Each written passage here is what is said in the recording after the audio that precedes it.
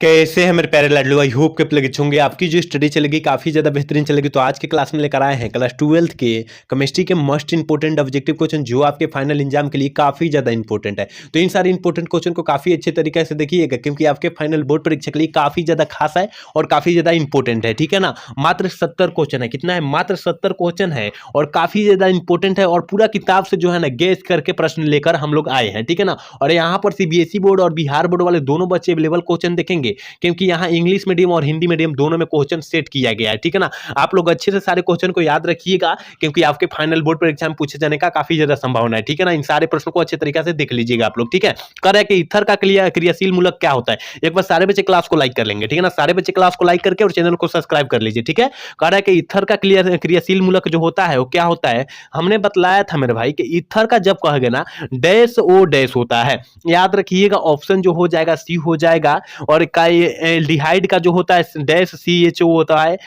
Alcohol का जो होता है एल्कोहल का डैश OH होता है। याद रखिएगा आप लोग अच्छे से जो है ना। और कीटोन का जो होता है ये वाला होता है। आप लोग अच्छे से इन सारे प्रश्नों को याद कर लीजिएगा। ठीक है। ऑप्शन सी हो जाएगा। याद रखिएगा। और कम समय में हम लोग 70 क्वेश्चन को कितना कम समय में 70 क्वेश्चन को हम लोग समाप्त कर देंगे यार। ठीक है ना। तो आप लोग क्लास में अंत तक बने रहिएगा और आप लोग एक भी क्वेश्चन को छोड़ने का प्रयास मत कीजिएगा। और सीबीएसई बोर्ड वाले और बिहार बोर्ड वाले दोनों बच्चे देखेंगे। कह रहे हैं कि ब्यूटेन में कितने आइसोमर्स समावयी, मतलब उसे हम लोग क्या बोलते हैं, समावयी बोलते हैं। ठीक है ना। होते हैं कितने समावयी होते हैं और ब्यूटेन में कह देगा। ठीक है ना। ब्यूटेन में कहला है तो याद रखिएगा ऑप्शन ए वाला ये हो जाएगा। ये ऑप्शन ए हो जाएगा। याद रखिएगा पूरा किताब से गैस किया हुआ प्रश्न है। ठीक है। आपको याद रखना है। कह रहे कि द्रवित एथिलीन को उच्च ताप एवं दाब पर गर्म करने पर क्या बनता है। अगर द्रवित हम लोग एथिलीन को हम लोग उच्च ताप पर और निम्न दाब पर हम लोग क्या करेंगे, गर्म करेंगे तो क्या बनेगा। ठीक है ना। क्या बनेगा तो इनमें से सभी बनेगा। ऑप्शन डी वाला सही हो जाएगा। तरीका ऑप्शन डी वाला सही हो जाएगा। सॉरी एथिलीन नहीं, पोलोथीन ना बनेगा। इनमें से सभी नहीं होगा मेरे भाई। ठीक है ना। पोलोथीन नहीं बने, पोलोथीन बनेगा। ऑप्शन सी हो जाएगा। ठीक है ना। ऑप्शन सी हो जाएगा। थ्री का ऑप्शन सी हो जाएगा। सुधार लीजिएगा। ठीक है ना। आप लोग सुधार लीजिएगा, क्योंकि पोलोथीन बनेगा जब लोग हम द्रवित एथिलीन को हम लोग गर्म करेंगे ना, गर्म करेंगे उच्च दाब पर, तो ये पोलोथीन बन जाएगा। याद रखिएगा आप लोग सुधार लीजिएगा। ठीक है। ऑप्शन डी वाला नहीं होगा। चलिए क्वेश्चन नंबर 4 क्या करें कि क्रिस्टल ठोस पदार्थ होते हैं। क्रिस्टलीय ठोस पदार्थ जो होते हैं वो कैसे होते हैं हमने बतलाया। ऑप्शन दैसिक होते हैं। याद रखिएगा क्रिस्टलीय ठोस। और क्रिस्टलीय कहेगा ना तो अब समदैशिक मारिएगा आप लोग। ठीक है ना। यहाँ उल्टा चलता है, विपरीत चलता है। याद रखिएगा ऑप्शन बी वाला सही होगा। ठीक है। चलिए क्वेश्चन नंबर 5 कर रहे हैं कि स्वसंयोजक क्रिस्टल का उदाहरण होता है। देखिए स्वसंयोजक क्रिस्टल का है या ठोस का है कोई बात नहीं है। ठीक है ना। तो याद रखिएगा हीरा और ग्रेफाइट जो होता है सहसंयोजक ठोस या क्रिस्टलीय ठोस का उदाहरण होता है। ऑप्शन जो हो जाएगा सी हो जाएगा। 5 का ऑप्शन सी वाला हम लोग टिक करेंगे। आप लोग याद रखिएगा। चलिए क्वेश्चन नंबर 6 क्या करें। 6 नंबर क्वेश्चन कह रहा है कि निम्न में से कौन क्रिस्टलीय ठोस पदार्थ नहीं है।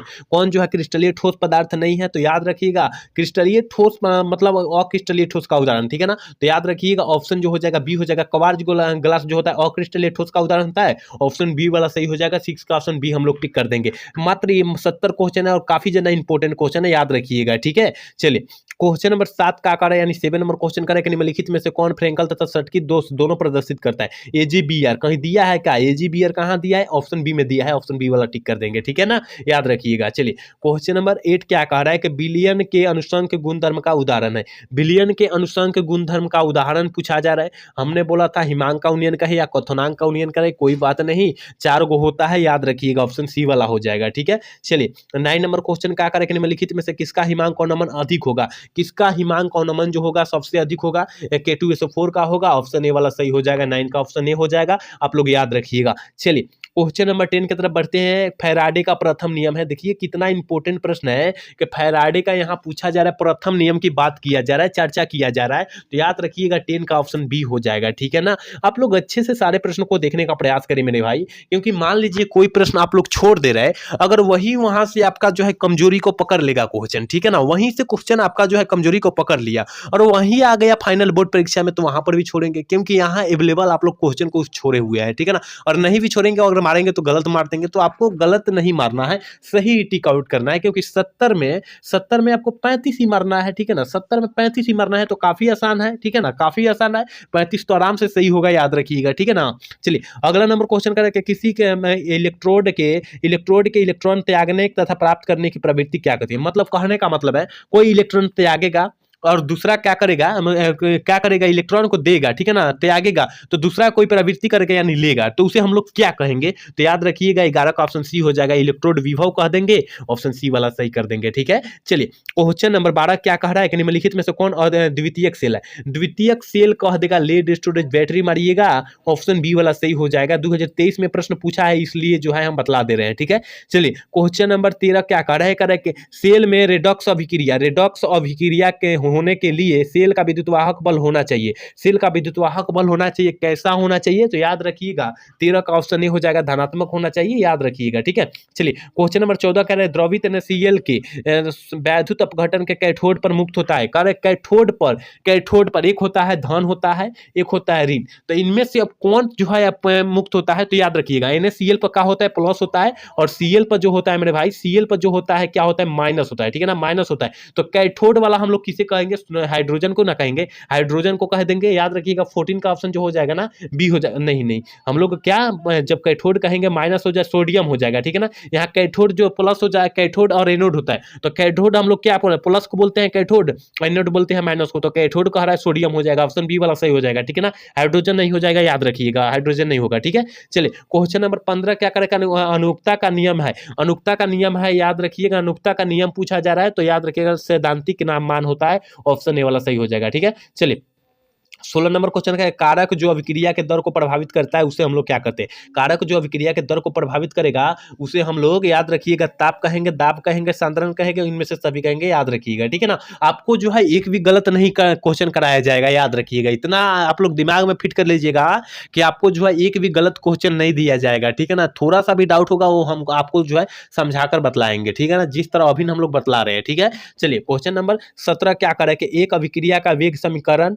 वेग इतना है तो अभिक्रिया का कोटि हो जाएगा। देखिए एक आप लोग के सर जी पढ़ाए होंगे कि अगर पावर अगर जो होता है ये गुना में है, के मतलब मान लीजिए कि के ए इंटू गुना है बी है, तो और जिसका पावर जितना होता है, हमने बोला था वो आपके सर जी भी बोले होंगे कि उसका पावर को अवेलेबल जोड़ देंगे हम लोग। ठीक है ना, पावर कर जोड़ के ये आंसर कर देंगे, तो याद रखिएगा 2 और 1 कितना 3 हो जाएगा, इसका मतलब ऑप्शन सी हो जाएगा। आपके सर जी इस टाइप से क्वेश्चन बतलाए होंगे, याद रखिएगा, जहां ये सब्जेक्टिव करा रहे होंगे ना, जहां आपका सिलेबस करा रहे होंगे वहीं पर लिखवाए होंगे। ठीक है, चलिए क्वेश्चन नंबर 18 करें कि विद्युत क्षेत्र के प्रभाव से इलेक्ट्रोड कणों का गमन करती है। कहां गमन करते हैं? इलेक्ट्रोड जो होता है वो कहां गमन करती है? कोलाइडी कण जो है, कण जो होता है वो कहां गमन करती है? तो 18 का ऑप्शन जो हो जाएगा डी हो जाएगा, याद रखिएगा। ठीक है, चलिए क्वेश्चन नंबर 19 की तरफ बढ़ेंगे। कह रहा है ना फास्फोरक पेंटा ऑक्साइड है एक, फास्फोरस पेंटा ऑक्साइड जो है एक प्रकार का क्या है? तो याद रखिएगा 19 का ऑप्शन जो हो जाएगा बी हो जाएगा, अवशोषक है। देखिए काफी ज्यादा इंपॉर्टेंट है,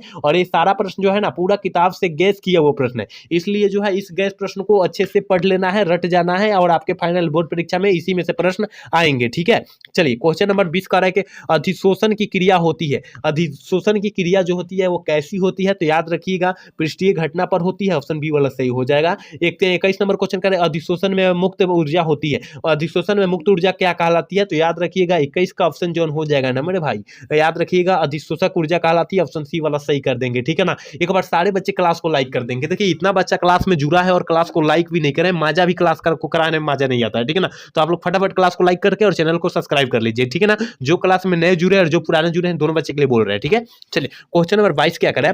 22 नंबर क्वेश्चन करें ना जिंक का अयस्क है। जिंक का अयस्क क्या होता है? याद रखिएगा जिंक का अयस्क जो होता है, याद रखना है मेरे भाई कि जिंक का अयस्क जिंक ब्लेड भी होता है, जिंकाइड भी होता है, कैलेमाइन भी होता है, ऑप्शन डी वाला सही हो जाएगा। ठीक है ना, और मुख्य बोलेगा मतलब प्रमुख बोलेगा तो जिंक ब्लेड मार दीजिएगा। ठीक है, चलिए क्वेश्चन नंबर 23 का पाइराइट का कॉपर पाइराइट का अयस्क है। कॉपर पाइराइट जो होता है किसका अयस्क होता है? कॉपर पाइराइट, यानी याद रखिएगा 23 यानी 23 का ऑप्शन जो हो जाएगा बी हो जाएगा। कॉपर पाइराइट जो होता है कॉपर का अयस्क होता है, यानी कॉपर को किसे बोलते हैं? तांबा को बोलते हैं कॉपर। ठीक है, ऑप्शन बी वाला सही हो जाएगा। चलिए क्वेश्चन नंबर 24 क्या करें? निम्नलिखित में से कौन लोहा का अयस्क नहीं है?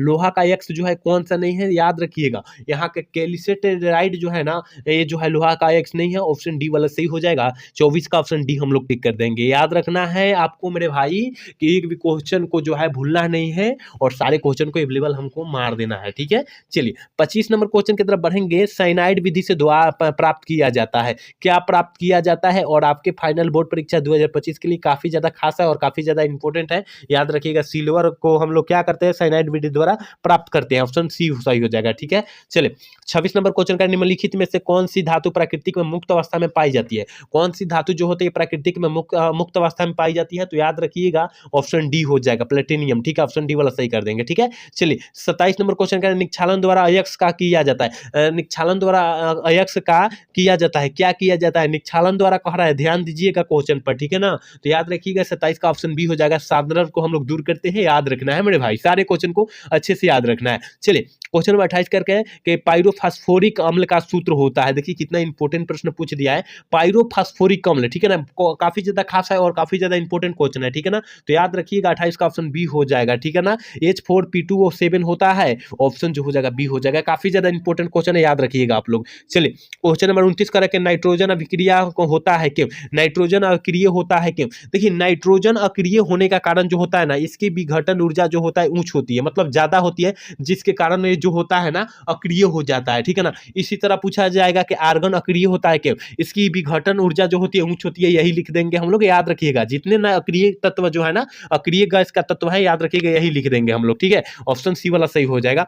चलिए 30 नंबर क्वेश्चन यानी 30 नंबर क्वेश्चन करें, नाइट्रिक अम्ल का अपेक्षिक अपघनत्व जो होता है वो क्या होता है, ठीक है ना, ठीक है ना। तो 30 का ऑप्शन जो हो जाएगा ना बी हो जाएगा, याद रखिएगा, ठीक है। ऑप्शन बी हो जाएगा। और ये प्रश्न आपको नया देखने के लिए मिल रहा होगा, याद रखिएगा, क्योंकि किताब से प्रश्न है। कर रखे निम्नलिखित में से कौन रंगहीन होता है, कौन जो होता है रंगहीन होता है, तो याद रखिएगा 31 का ऑप्शन डी हो जाएगा, N2O होता है, ठीक है ना। ऑप्शन डी वाला सही हो जाएगा, ठीक है। एक बार सारे बच्चे क्लास को लाइक करेंगे, ठीक है ना, क्योंकि क्लास को लाइक नहीं करे, ठीक है ना, सारे बच्चे क्लास को लाइक नहीं करे, इतना बच्चा झूठ रहा है और क्लास को लाइक भी नहीं कर रहा है, सारे बच्चे कर लीजिए, ठीक है। चलिए क्वेश्चन नंबर 32 का करें, SO2 में सल्फर की ऑक्सीकरण अवस्था जो होती है कितनी होती है, SO2 को हरा है, ठीक है ना, और सल्फर की ऑक्सीकरण अवस्था जब पूछा जा रहा है तो 32 का ऑप्शन जो हो जाएगा बी हो जाएगा, +4 होता है, याद रखिएगा, ऑप्शन बी वाला सही हो जाएगा, ठीक है। चलिए क्वेश्चन नंबर 33 करें, ऑक्सीजन और ओजोन होते हैं, ऑक्सीजन और ओजोन क्या होता है, ये 2025 के लिए काफी ज्यादा खास है और काफी ज्यादा इंपॉर्टेंट है, तो याद रखिएगा 33 का ऑप्शन जो हो जाएगा सी हो जाएगा, अप्रूफ होते हैं, ठीक है ना, अप्रूफ होता है, याद रखिएगा। चलिए क्वेश्चन नंबर 34 करें, ओजोन का रंग होता है, ओजोन का रंग कैसा होता है, ओजोन परत जो होता है उसका रंग कैसा होता है, हमने बतलाया था कि ओजोन जो होता है हमारे पृथ्वी पर अब जो है हमारे वातावरण से समाप्त हो जा रहा है, ठीक है ना, क्योंकि आजकल कैंसर जो हो रहा है इसके ही कारण हो जा रहा है, क्योंकि पराबैंगनी किरण जो होता है ओजोन को छेद करके बूंदे बूंदे छेद कर दी है और छेद करके उससे जो है क्या हो जा रही है, पार कर दे रही है, ठीक है ना, जिसके कारण जो है हमारे पृथ्वी पर आ रहा है और आने के कारण जो है कैंसर के रूप ले रहा है, ठीक है ना। तो याद रखिएगा ओजोन जो होता है अब हमारे वातावरण से खत्म होने वाला है, ठीक है ना, तो हल्का नीला होता है, याद रखिएगा, ठीक है। चलिए क्वेश्चन नंबर 35 क्या करे कि वह गैस जो जल के ऊपर एकत्रित नहीं की जा सकती है उसे कहते हैं, कौन सी है, तो याद रखिएगा 35 का ऑप्शन डी हो जाएगा, SO2 हो जाएगा, सल्फर डाइऑक्साइड हो जाएगा, ठीक है। चलिए अगला नंबर क्वेश्चन क्या करे डीकन विधि से प्रमुख उत्प्रेरक है, डीकन विधि में प्रमुख उत्प्रेरक क्या है, तो याद रखिएगा 36 का जो ऑप्शन हो जाएगा ये हो जाएगा CuCl2 हो जाएगा, ऑप्शन ए वाला सही हो जाएगा। कुछ तो प्रश्न आपको पता भी नहीं होगा क्योंकि कुछ प्रश्न जो है हम लोग पूरा अवेलेबल किताब से लेकर आए हैं, तो आपको पता भी नहीं होगा, आप लोग देखे भी नहीं होंगे, तो आप लोग देख लीजिएगा, अच्छे से पढ़ लीजिएगा। चलिए 37 नंबर क्वेश्चन का ना, क्लोरीन रंगीन फूले को रंगहीन कर देता है क्योंकि यह क्या करता है, क्योंकि यह क्या करता है, तो ऑक्सीकारक है, क्योंकि यह ऑक्सीकारक कर लेता है, ऑप्शन बी कर लेता है, यानी ऑक्सीजन को क्या कर लेता है, खींच लेता है, सोख लेता है, याद रखिएगा, ठीक है। चलिए क्वेश्चन नंबर 38 क्या कर रहा है, निम्नलिखित में से कौन हाइड्रोजन बंधन नहीं बनाता है, HCl हाइड्रोक्लोरिक अम्ल जो आता है हाइड्रोजन बंधन नहीं बनाता है, ऑप्शन सी वाला सही हो जाएगा। चलिए 39 नंबर क्वेश्चन क्या कराए करके, निम्नलिखित में से कौन सी आकृति वर्ग समतलीय होती है, कौन सी आकृति जो होता है वर्ग समतलीय होती है कहा जा रहा है, तो 39 का ऑप्शन जो हो जाएगा बी हो जाएगा, एक सी F4 होती है, ऑप्शन बी वाला सही हो जाएगा, ठीक है ना। और एक रैखिक होती है, रैखिक ये होती है जब ना कि एक सी F2 कहते हैं, एक सी और F2 कहते हैं, याद रखिएगा, ठीक है ना, इसका रैखिक आवृत्ति होती है, वर्ग समतलीय होती है, ठीक है, याद रखिएगा। चलिए हीलियम की मुख्य स्रोत होता है, हीलियम का मुख्य स्रोत जो होता है मोनाजाइट होता है, ऑप्शन बी वाला सही हो जाएगा। 40 का ऑप्शन बी हम लोग टिक कर देंगे क्योंकि आपके फाइनल बोर्ड परीक्षा में पूछा गया आपकी बार, ठीक है। चलिए क्वेश्चन नंबर 41 क्या करें, संक्रमण तत्व का स्थान आवर्त सारणी के आवर्त होता है। आवर्त कैसा होता है, तो 41 का ऑप्शन सी हो जाएगा, डी ब्लॉक के तत्व बोलते हैं, ठीक है ना। चलिए संक्रमण तत्व जहां कह देगा डी ब्लॉक के तत्व हो गया, ठीक है, ऑप्शन सी वाला सही हो जाएगा। चलिए 42 नंबर क्वेश्चन की तरफ बढ़ेंगे। कह रहा है कि क्रोमियम की अधिकतम ऑक्सीकरण अवस्था जो होती है, अस्थायी अवस्था जो होती है वो कितनी होती है, तो क्रोमियम की बात किया जा रहा है तो याद रखिएगा 42 का ऑप्शन बी हो जाएगा, 3 होती है मेरे भाई, ठीक है। चलिए अगला नंबर क्वेश्चन की तरफ बढ़ेंगे। एथिलीन डाइएमीन है, एथिलीन डाइएमीन क्या है, तो याद रखिएगा 43 का ऑप्शन बी हो जाएगा, बाइटेट लिगेंड है, ऑप्शन बी वाला सही हो जाएगा। देख लीजिए आप लोग जो है ना केमिस्ट्री का आसान मत समझिएगा मेरे भाई, ठीक है ना। केमिस्ट्री का कभी भी आसान आप लोग समझ नहीं सकते क्योंकि वहां जहां से ऑर्गेनिक केमिस्ट्री से पूछा बच्चों का हालत खराब कर देगा, इतना मिला लीजिए आप लोग, ठीक है ना। ऑर्गेनिक से जहां पूछा आपका हालत खराब कर देगा, याद रखिएगा। और निश्चित बात है कि ऑर्गेनिक से पूछेगा ही पूछेगा क्वेश्चन। संरचना सूत्र काफी बच्चे को नहीं आता है, तो आप लोग हमारे क्लास से जुड़िए मेरे भाई, और हमारे प्लेटफॉर्म से जुड़ने का अति आवश्यक है, ठीक है ना। क्योंकि आपको जो है वहां अगर ग्रुप में जुड़ते हैं तो ग्रुप में आपको नोट्स दिया जाएगा, और आप लोग जुड़ते हैं तो अगर लिख देंगे कि हम साइंस वाले हैं, ठीक है ना, हम साइंस वाले हैं, और जो आर्ट्स वाले जुड़ेंगे तो आर्ट्स वाले कहेंगे, ठीक है ना। तो आर्ट्स वाले तो वीडियो नहीं देख रहे होंगे, लेकिन साइंस वाले जुड़ेंगे तो लिखेंगे कि हम साइंस वाले हैं, ठीक है ना। इसलिए आपको जो है अलग ग्रुप में आपको जो है प्रोवाइड किया जाएगा, ठीक है। चलिए क्वेश्चन नंबर 44 कह रहे हैं कि जटिल यौगिक कितना है, इतना दिया है, तो एफी की संक्रमण अवस्था पूछा जा रहा है, ठीक है ना। एफी की संक्रमण अवस्था पूछा जा रहा है तो याद रखिएगा 44 का जौन ऑप्शनवा हो जाएगा मेरे भाई वो हो जाएगा सी हो जाएगा, ठीक है ना। क्योंकि यहाँ अब हम कह रहे हैं ना कि ऑर्गेनिक से जहां पूछा वहां खत्म।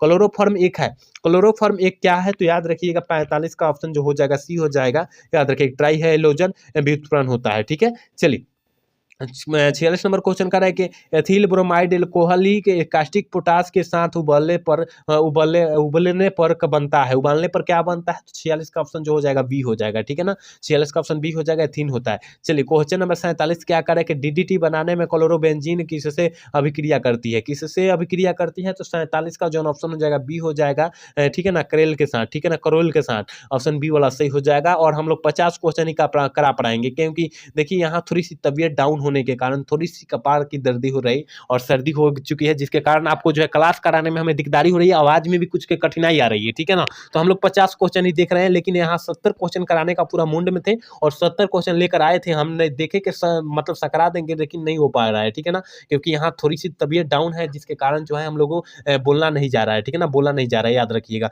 करेक्ट, फियन फियन का सूत्र होता है, फियन का सूत्र क्या होता है, याद रखिएगा 48 का ऑप्शन ए हो जाएगा, ठीक है ना। Cl Cl2F2 हो जाएगा, ऑप्शन ए वाला सही हो जाएगा। 48 का ऑप्शन जो हो जाएगा ये हो जाएगा। 49 नंबर क्वेश्चन का रहना एल्कोहल में रहता है, एल्कोहल में क्या रहता है, तो याद रखिएगा एल्कोहल कह रहा है ना, तो 49 का ऑप्शन जो हो जाएगा ये हो जाएगा। और डैश OH क्रियाशील मूलक रहता है, ऑप्शन ए वाला सही हो जाएगा, ठीक है। और आज के क्लास के लास्ट क्वेश्चन यानी 50 नंबर क्वेश्चन है, प्राइमरी एल्कोहल के ऑक्सीकरण के पश्चात प्राप्त पहला अवयव होता है, क्या होता है, तो याद रखिएगा 50 का ऑप्शन डी हो जाएगा, एल्डिहाइड होता है। और एल्डिहाइड का क्रियाशील मूलक होता है डैश OH होता है, ठीक है, याद रखिएगा आप लोग, ठीक है। तो हम लोग 50 क्वेश्चन ही यहाँ पर देख पाए, क्योंकि देखिए यहाँ पर हम लोग सारा क्वेश्चन अवेलेबल लेकर आए हैं, यहाँ पर देख सकते हैं, हम बहाना कोई नहीं बहाना रहे, ठीक है ना, क्योंकि यहाँ सारा क्वेश्चन अवेलेबल हम लोग लेकर आए हुए हैं। लेकिन यहाँ थोड़ी सी तबीयत डाउन होने के कारण हम लोग ना क्या कर रहे हैं, यहाँ क्लास को हम ठप करते हैं, लेकिन इसके बाद से हम लोग क्वेश्चन को लेकर आएंगे, क्योंकि अवेलेबल 70 क्वेश्चन आपके बीच हम लेकर आए ही थे, ठीक है ना, क्योंकि यहाँ कराने का मुंड बना लिए थे, लेकिन यहाँ तबीयत डाउन होने के कारण थोड़ी सी नहीं करा पाए, ठीक है ना।